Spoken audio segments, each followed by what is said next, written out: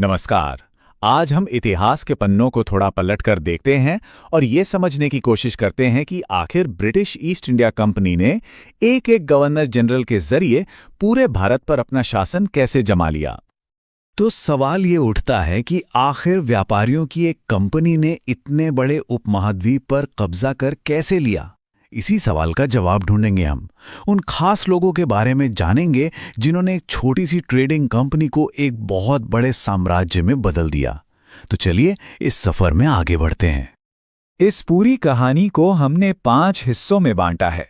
हम देखेंगे कि कैसे ब्रिटिश पावर एक उलझी हुई शुरुआत से अपने चरम पर पहुंची। ये एजेंडा समझिए कि हमारा एक रोड मैप है। तो शुरुआत करते हैं बंगाल से, जहां इस साम्राज्य की नींव रखी गई। और यहां दो नाम सबसे अहम हैं, रॉबर्ट क्लाइव और वॉरेन हेस्टिंग्स। तो रॉबर्ट क्लाइव ने एक बहुत ही चालाक लेकिन उतनी ही गड़बड़ वाली एक व्यवस्था बनाई, जिसे द्वैध शासन या डायरकी कहते हैं। अब ये था क्या? इसमें कंपनी के पास था सारा पैसा और पूरी मिलिट्री, जबकि नवाब को जिम्मेदारी दी गई थी प्रशासन चलाने की। मतलब पावर कंपनी के पास और जिम्मेदारी नवाब की। ये बिना किसी जवाबदेही के सत्ता चलाने का एक बेहतरीन तरीका था। अब इस पूरी गड़बड़ी को ठीक करने के लिए आए वॉरेन हेस्टिंग्स। उन्होंने आते ही सबसे पहले इस द्वैध शासन को खत्म किया और 1773 के रेगुलेटिंग एक्ट के तहत बन गए बंगाल के पहले गवर्नर जनरल। हेस्टिंग्स का एक और बहुत बड़ा काम था एक नया जुडिशियल सिस्टम बनाना। उन्होंने हर जिले में 2 तरह की अदालतें बनाई, दीवानी अदालत जो सिविल मामले देखती थी और फौजदारी अदालत जो क्रिमिनल केस देखती थी। यहीं से एक तरह से ब्रिटिश कानून व्यवस्था की नींव पड़नी शुरू हुई। तो चलिए अब कहानी के अगले पड़ाव पर चलते हैं। देखते हैं कि कैसे सिर्फ कंट्रोल करने से आगे बढ़कर अंग्रेजों ने अपने साम्राज्य के लिए एक मजबूत और टिकाऊ ढांचा तैयार किया, जिसे अक्सर स्टील फ्रेम भी कहा जाता है। अब आते हैं लॉर्ड कॉर्नवालिस पर, जो एक जबरदस्त ऑर्गेनाइजर थे। उन्होंने शक्तियों का बंटवारा किया, एडमिनिस्ट्रेशन को प्रोफेशनल बनाया और सबसे जरूरी भारत में सिविल सर्विसेज की नींव रखी।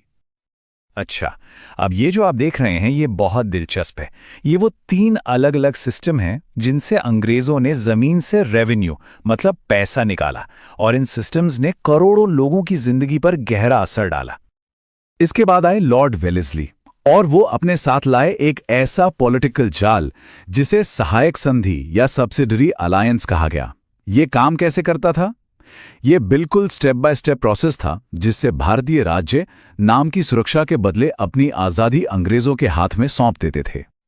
तो अब जब एडमिनिस्ट्रेशन सेट हो चुका था तो अगला कदम था जमीन पर कब्जा करना, आक्रामक विस्तार। अब वो दौर शुरू हुआ जो लड़ाइयों और ब्रिटिश ताकत के प्रदर्शन का दौर था। लॉर्ड हेस्टिंग्स के आने के बाद अंग्रेजों ने व्यापारी होने का दिखावा पूरी तरह से छोड़ दिया।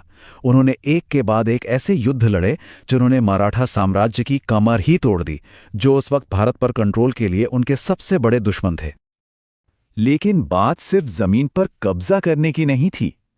अंग्रेज अब भारतीय समाज को भी अपने हिसाब से बदलने लगे थे। पर कैसे?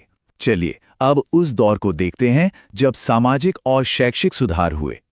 फिर आया साल 1833 का चार्टर एक्ट, जो एक बहुत बड़ा टर्निंग पॉइंट था। इसी एक्ट ने लॉर्ड विलियम बेंटिंग को सिर्फ बंगाल का नहीं बल्कि पूरे भारत का गवर्नर जनरल बना दिया। और यह सिर्फ एक टाइटल का बदलाव नहीं था, ये इस बात का साफ इशारा था कि अब अंग्रेजों का इरादा पूरे भारत पर एक सेंट्रलाइज्ड कंट्रोल कायम करना है। बेंटिंग को सबसे ज्यादा याद किया जाता है उनके बड़े बड़े सोशल रिफॉर्म्स के लिए। जैसा कि हम देख सकते हैं, सती प्रथा पर रोक लगाना, ठगों का सफाया करना और हायर एजुकेशन में अंग्रेजी को लाना, ये उनके कुछ सबसे बड़े और असरदार फैसले थे। बेंटिंग के बाद आए चार्ल्स मेटकाफ। उनका कार्यकाल भले ही छोटा था, लेकिन उन्होंने एक बहुत बड़ा काम किया। उन्होंने न्यूज़पेपर्स पर लगे सारे प्रतिबंध हटा दिए और इसी वजह से उन्हें भारतीय प्रेस का मुक्तिदाता भी कहा जाता है। और अब हम पहुंचते हैं अपने आखिरी दौर में। ये वो दौर है जिस पर राज के सबसे प्रभावशाली और विवादास्पद शख्सियतों में से एक लॉर्ड डलहौजी का साया था। उनकी नीतियां ऐसी थीं कि उन्होंने भारत को मॉडर्न भी बनाया और साथ ही साथ गुस्से की आग में झोंक भी दिया। डलहौजी का सबसे बदनाम हथियार था व्यपगत का सिद्धांत, यानी डॉक्ट्रिन ऑफ लैप्स। इसका कॉन्सेप्ट बहुत सीधा और बेरहम था। अगर किसी राजा का अपना कोई बेटा नहीं है तो उसका राजपाट सीधे अंग्रेजों का हो जाएगा। और इस पॉलिसी को बड़ी बेरहमी से इस्तेमाल किया गया। सतारा, झांसी, नागपुर, एक के बाद एक कई बड़े राज्य इसी बहाने अंग्रेजों के कब्जे में आ गए। हाँ, अवध को जरूर कुशासन के बहाने कब्जे में लिया गया था। लेकिन डलहौजी की कहानी का एक दूसरा पहलू भी है।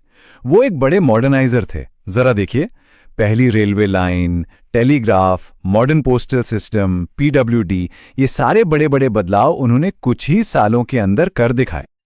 तो यहीं पर आकर कहानी एक अहम मोड़ लेती है।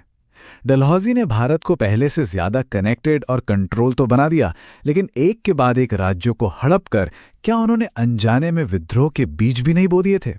उनकी तेजी से किए गए बदलावों ने एक मॉडर्न इंफ्रास्ट्रक्चर तो खड़ा कर दिया, लेकिन उनकी आक्रामक नीतियों ने इतना गहरा गुस्सा भर दिया था कि इसने 1857 के बड़े विद्रोह की जमीन तैयार कर दी।